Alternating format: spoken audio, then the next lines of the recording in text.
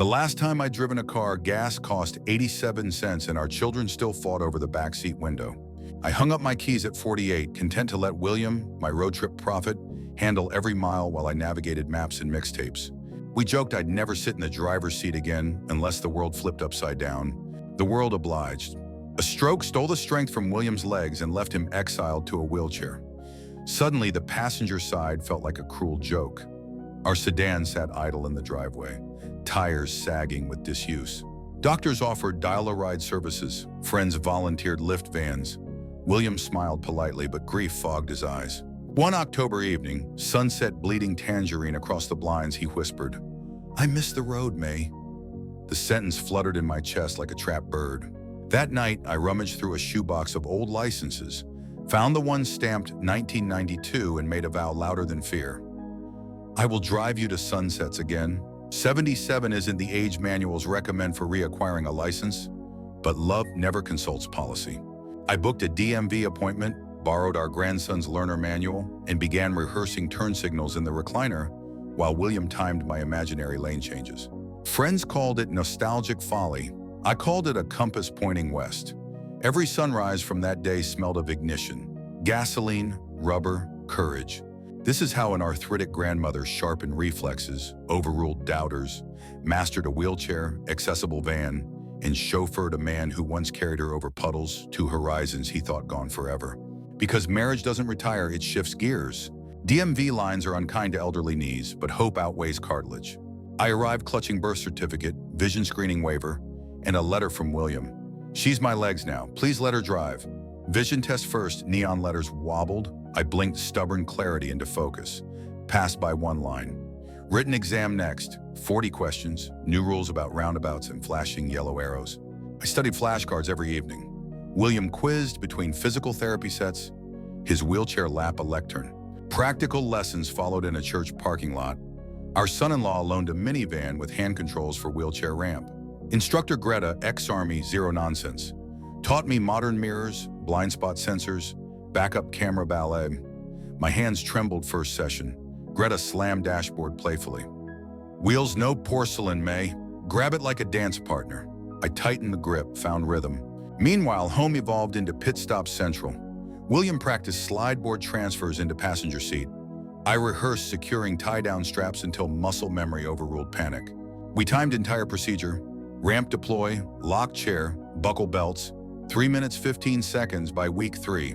Neighborhood cheered from lawns. Children chalked racing stripes along driveway, chanting, "Go, Granny, go!" I rewarded them with lemonade, hiding shakiness behind pitcher. Paperwork mountain loomed. Adaptive equipment grant, insurance premium surge, DMV medical review. Claire, our Excel-savvy daughter, created color-coded flowchart. I tackled forms like crossword puzzles, one box at a time. 3 weeks before road test, a fender bender near grocery store rattled confidence. Wasn't me driving, but fear metastasized. William countered with sunset therapy, rolled onto porch, pointed west. "Remember why," he said. Sky ignited coral and violet, steering wheel silhouette reflected in his glasses. Fear receded. Road test day. Rain slicked asphalt like spilled ink.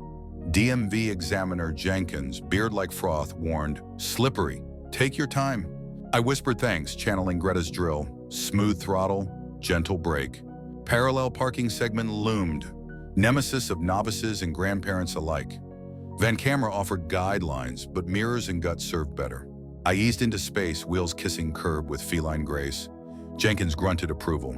Emergency stop, 25 memorograms to 0 within cones. Arthritic ankle hesitated. I pressed harder, remembering William's stroke-clamped fist the day he lost driving. Van halted dead center. Coffee in Jenkins' cup rippled but stayed. Score sheet, 94%. New license laminated minutes later. I hugged Jenkins. He blushed, muttered, "Safe travels." Celebration, less champagne, more Costco fuel pump. First top-up since 2018.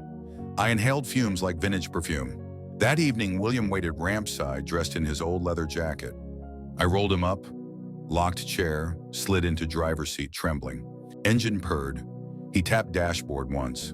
Our signal from honeymoon road trip, meaning adventure, awaits. We cruised county back roads at 40 miles, windows cracked.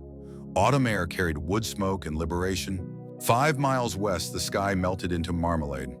I pulled on to overlook. Ramp deployed. William rolled the guardrail. We sat in silence, broken only by birds quitting the day. I thought sunsets were for memories, he murmured. I rested hand on his shoulder. Now they're for beginnings. Driving became ritual. Every Tuesday, physical therapy commute morphed into scenic detour. Therapists noticed uptick in William's mood metrics. Saturdays, we explored small-town diners, rating pies via crumb scale. Challenges persisted. Snowstorm blew ramp fuse. William stranded, half-loaded. I used tire jack handle as a manual crank, muscles screaming but promised louder. Gas station clerk refused accessible pump assistance. I filed ADA complaint, local news aired story, station installed call button next week. We created sunset index, mapping best vantage points within 50-mile radius. Color codes, peach, scarlet, lavender. By spring chart spanned fridge door. One dusk at Bluebird Bluff, teenage driver rear-ended van. Minor dent, no injuries, but William's PTSD sparked. Hands shook. I calmed him with breathing drill taught in rehab, then guided paramedics through wheelchair inspection like seasoned pit crew boss. Insurance covered repair. Experience reinforced resilience. Our adventures garnered social buzz. Granddaughter posted photo series, shown rolling into sunset. City Seniors Council requested speaking engagement. At Library Auditorium, I addressed crowd of retirees. Dreams don't have use-by dates, they have ignition keys. Applause thundered. 5 attendees vowed to retake driving tests, 1 to buy trike. Regaining the wheel rewired our lives. Williams' cardiologist recorded lower blood pressure trends, citing improved psychosocial well-being. My rheumatologist noted emotionally role reversal dissolved. No longer caretaker pushing chair, but co-pilots navigating horizon lines. Conversations deepened. Car cabin proved confessional booth for memories too tender for living room walls. Family dynamics shifted from protective to participatory. Grandchildren joined sunset hunts, guessing Pantone numbers. Financially adaptive van purchased strained savings, yet birthed side gig. We curate accessible road trip guides online, earning small affiliate income. Community ripple, town council extended crosswalk times after we shared data on ramp deployment. Local school launched volunteer ramp crew for elder homes. Identity reclaimed. At 77, I'm not relic. I'm road captain, dust chaser, proof mobility transcends bone age. Tonight tires crunch gravel at Golden Ridge, our favorite overlook. I cut engine, cicadas serenade, horizon blushes fuchsia. William swivels chair, eyes reflecting sky. I pour thermos coffee, cinnamon hint, Marianne's recipe, and clink mug to his. We sip, wordless. I think of hospital forecasts that wrote him into stationary life and me into cautious widowhood. We rewrote forecast into travel itinerary. I turn to camera and to you and say, if the key feels heavy, it's only because it carries yesterday's fears. Slide it in anyway. Ignition burns dread into motion. Whether your obstacle is arthritis, bureaucracy, or the echo telling you you're too old, answer with seatbelt click, ramp whir, engine growl. And if you're the passenger craving open road, trust the driver learning anew. Their hands may shake, but their heart steers true. Subscribe for more tales where sunset is starting line. Like this video if your pulse revved, and share below. What horizon waits for your ignition? Because somewhere, an orange sky is clocking out, ready to be chased. And age, grief, and metal bones have no authority over the compass of love that aims toward it.